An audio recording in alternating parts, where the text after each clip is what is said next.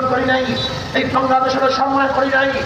আজকেও এক ফুটা খাদ্যের জন্য বাংলাদেশের মানুষ ডাস্টবিনে কাঠ পুলিশের সাথে লড়াই করবে। আজকেও খাদ্যের জন্য আমাদের মা বোনেরা তাদের বাচ্চাকে বিক্রি করে দিবে। আজকেও খাদ্যের জন্য আমাদের সন্তানরা আত্মহত্যা করবে। এটা বাংলাদেশের মানুষ দেখতে চায় নাই। আজকে আমার মা বোনকে ধর্ষণ করার পরে তাদের হত্যা করা হবে। আজকে বাংলাদেশের মানুষের মা বোনদের চেহারার মধ্যে এসে নিক্ষেপ করে রক্ত করা হবে। এই বাংলাদেশ আমরা দেখতে চাই নাই, আমরা দেখতে চাই নাই পরের গোলামি, আমরা দেখতে চাই নাই ভারতের হস্তক্ষেপ। আজকে বাংলাদেশ আমাদের বাংলাদেশ নয়, স্বাধীন বাংলাদেশ নয়।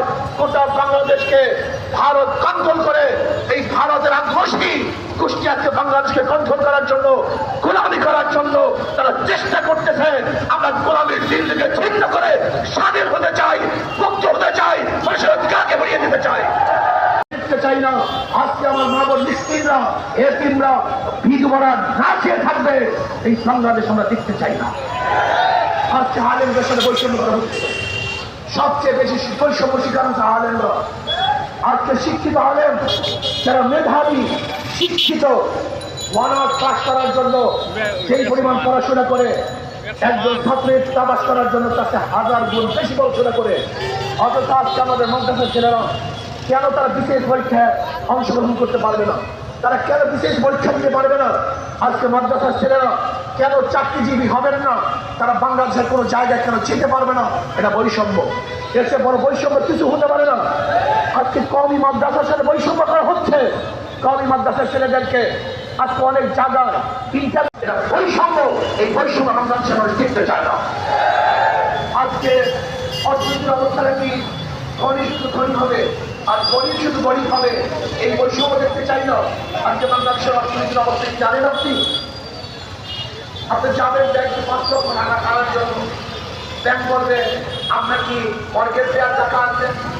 আপনার অবস্থা মর্গেজ 4-5 লক্ষ টাকা আছে, ব্যাংক তাকে 5 লক্ষ টাকা দেয়। যে ব্যক্তিকে লোন দেওয়া হয়েছে তার লোন মাফ করা হয়, তার ইন্টারেস্ট মাফ করা হয়। তাই ধনীকে অভিশাপ হয়, আমরা ক্ষমতা দেখতে চাই না। যারা পাপি অবশ্যই করে লুট করছে, চাঁদাবাজি করছে, এদের আমরা দেশের মধ্যে ক্ষমতা দেখতে চাই না। আজকে সমাজের মধ্যে সমস্ত সরকারের মধ্যে নয়, সবচেয়ে বড় সমস্যা হল জনগণের মধ্যে। এই জনগণ তাকে অংশগ্রহণ করি, দুনিয়া খেলাতে আমি হাসিল করি। শাহজালাল কারিম মিয়া থেকে যে সমস্ত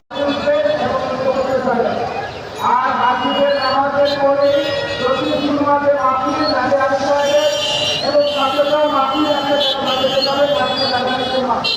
আগামীকাল ছাত্র উপজেলায় ছাত্রকে মাটি আসবে এবং আসলে আমাদের স্বেচ্ছাসেবক ভাইয়েরা দৃষ্টি আকর্ষণ করছি। আমাদের সেই যে আপনাদের স্বেচ্ছাসেবক দেশগুলা জমা দিয়ে যান, স্বেচ্ছাসেবক ভাইরা স্বেচ্ছাসেবক দেশগুলা